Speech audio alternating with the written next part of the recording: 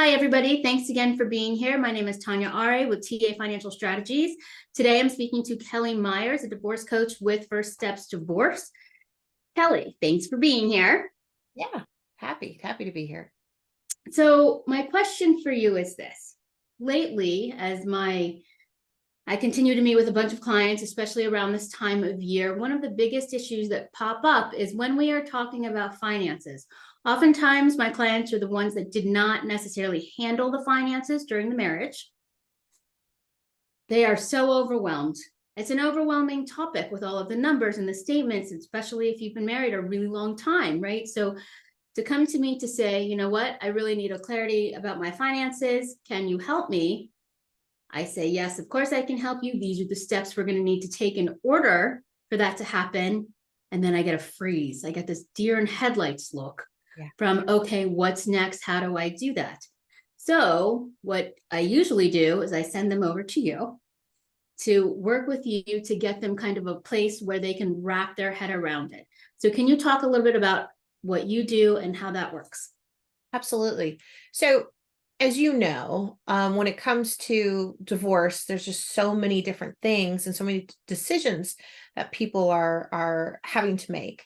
And the finances are one, a very big one, but one of them. And so, really, as a divorce coach, what I try to do is help clients look at the whole picture, help them prioritize the things that they need to pay attention to, and really in what order. Not everything is urgent, not everything has to be done today. And so we take a look at what needs to be accomplished, what steps need to be taken, what steps should we take first? What are the most critical steps to take? I also become my clients' strategic thinking partners. So they'll work with you and get some information, and they may work with a realtor, they may work with their attorney, whatever, but they're getting all this information that they're kind of bombarded with. And it just feels like a lot. And so what we do is sit and kind of weed through that information, determine, where do you have questions? What do you understand? What do you not understand? What more information do you need? And really help be their thinking partner through this process. Help weed through all the information that they get, because again, there's a lot and it can be really overwhelming. And so my hope is in that process, not only do I help them with their emotions, kind of bring the emotions down, help regulate a little bit more emotionally so that they can shift from that emotional right brain to the more logical thinking left brain.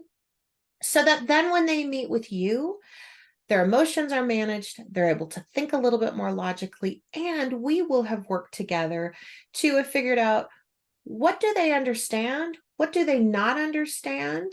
What questions do they want to ask you? And also, what information should they be sharing with you that they've heard from other professionals they're working with? Well, and I appreciate that so much because when I stay in my lane isn't real estate. My lane isn't how are they feeling about these particular issues. My lane is these are your assets and debts. This is your cash flow. This is what it's going to look like now. This is what it's going to look like after the divorce.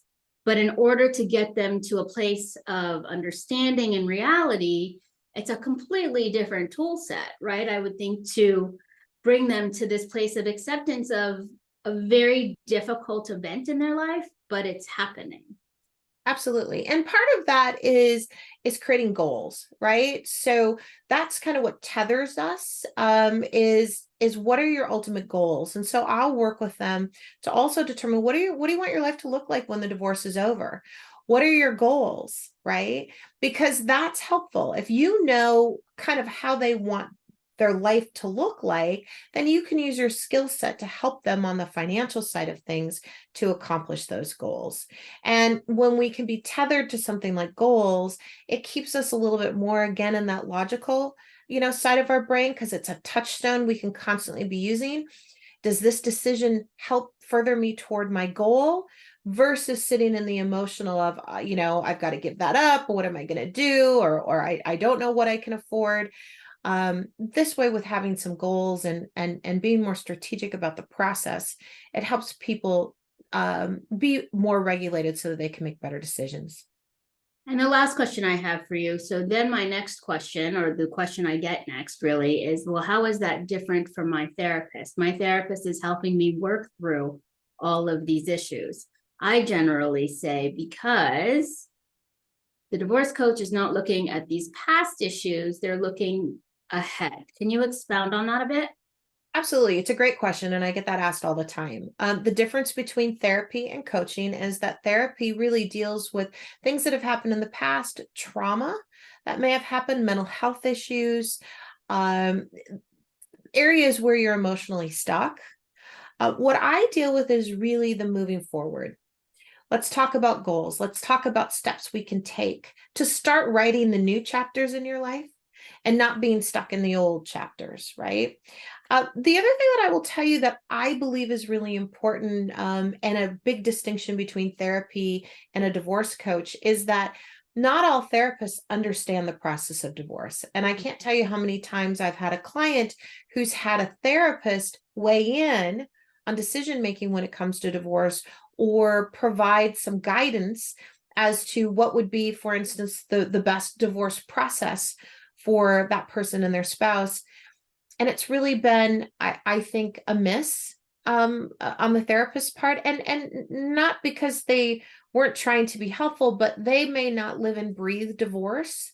And so it's really important that if you're working with a therapist, again, kind of that idea of staying in their lane, they should be there to help you with the emotional part, the mental health part of what you're dealing with, not really weighing in on the process or the divorce itself unless they have a lot of experience in that.